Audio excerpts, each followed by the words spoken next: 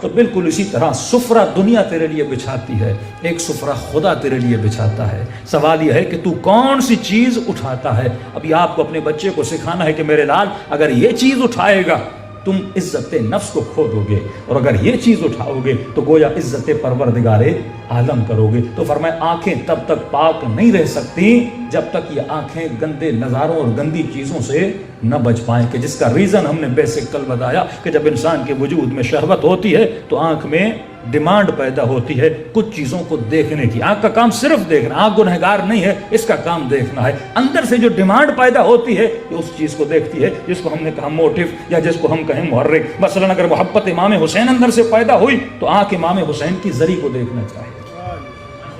اگر اللہ کی اطاعت کی محبت پیدا ہوئی تو آنکھ کعبے میں دیکھنا چاہے گی۔ اگر رسول کی محبت پیدا ہوئی تو یہ آنکھ مدینۃ الرسول کو دیکھنا چاہے گی۔ لیکن اسی طرح اگر وجود میں شہوت بڑھ گئی تو آنکھیں شہوانی چیزوں کو دیکھنا پسند کرے گی۔ اب اس کے روٹس اہل بیت نے بتائے کہ شہوت کو بجھانے کا بہترین طریقہ یہ ہے کہ اپنے اولادوں کی جلد از جلد شادی کر لو۔ جو اللہ نے حلال لذت دی، حلال گوشت، حلال لذت، حلال کھانا، حلال پانی، حلال شربت، تمام تر چیزیں جو اللہ نے حلال بنائی ہیں وہ تمہاری اندر کی شہوانی نفس کی بھوک کو بجھانے کے لیے بنائی ہیں۔ لیکن اگر تو اس کو بجھاتا نہیں ہے تو یہ غلط راستے سے اپنی بھوک کو بجھانا شروع کر دے گا، پھر میڈیا کی طرف جائے گا، پھر سوشل میڈیا کی طرف جائے گا، وہاں پہ بے تحاشا اتنا مٹیریل پڑا ہوا ہے کہ پوری زندگی بھی اگر یہ دیکھے اس کے لیے کمی نہیں ہے۔ تو فرمایا اگر ڈائریکشن اس کی صحیح ہو جائے گی تو اس کی زندگی بھی کیا ہو جائے گی؟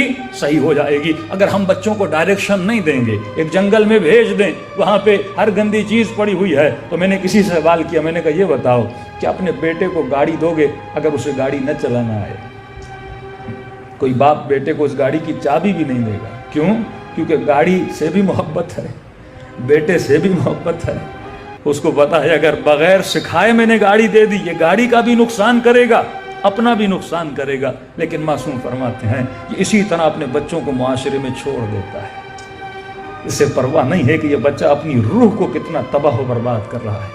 یہ صبح سے شام تک شیطان کے جنگل میں ہوتا ہے، اور جب گھر آتا ہے اس بچے کا دل مردہ ہو جاتا ہے۔ امام کی حدیث پڑھو نا کہ لوگ جب صبح گھر سے نکلیں گے تو مومن ہوں گے، لیکن جب گھر کو رات واپس آئیں گے تو منافق یا کافر ہو کر واپس آئیں گے۔ اس میں ایسی کون سی تبدیلی ہے جو ایک دن میں اس کا ایمان تباہ و برباد ہو گیا؟ کیونکہ یہ جب باہر جاتا ہے تو آنکھوں کو نجس کر کے آتا ہے، کانوں کو نجس کر کے آتا ہے۔ تو فرمایا ابتدا یہ چوتھا درجہ یہ ہے کہ اے مومن اپنے باطنی آنکھوں کو پاک رکھو، اپنی زبانوں کو گناہوں سے بچاؤ، جھوٹ سے بچاؤ، غیبت سے بچاؤ، اپنے کانوں کو غنا کی آوازوں سے بچاؤ، غیبتوں کی آوازوں سے بچاؤ۔ کوئی کسی مومن کی برائی کرے تو کہا مولا میں اسے اتنا مناتا ہوں لیکن سنتا نہیں، اس کی عادت ہے برائی کرنا۔ تو امام فرماتے جب بھی برائی کرے ہم پر اور ہماری آل پہ صلوات بھیج دیا کرو۔ صلوات پڑھے محمد